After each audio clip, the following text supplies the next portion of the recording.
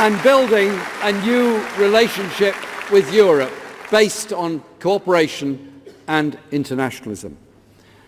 And as Europe faces the impact of a refugee crisis fueled by wars across the Middle East, we have to face the role that repeated military interventions by British and other governments have played in that crisis.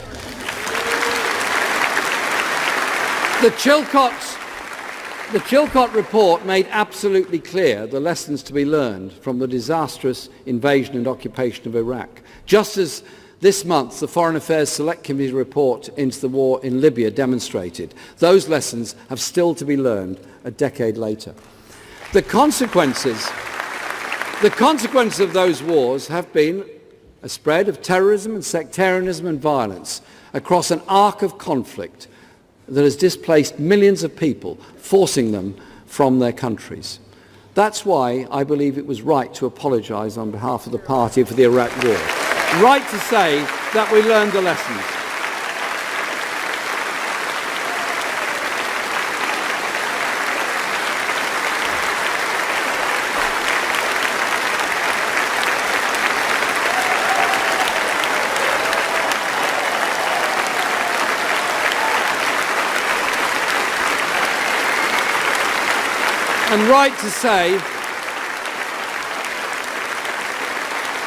And right to say that such a catastrophe must never be allowed to happen again.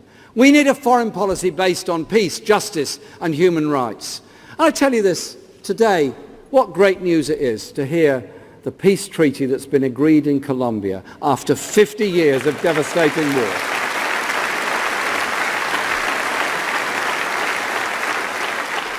And we need to honour our international treaty obligations on nuclear disarmament as much as we do on human rights and other things, and encourage others to do the same. But we're a long way from that humanitarian vision. Britain continues to sell arms to Saudi Arabia, a country the United Nations says is committing repeated violations of international humanitarian law, war crimes in Yemen.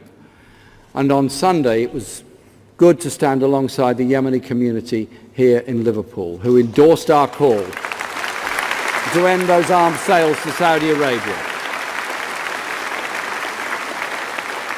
Just as the war crimes that are going on in other places, such as Syria, there has to be a political solution to the conflicts.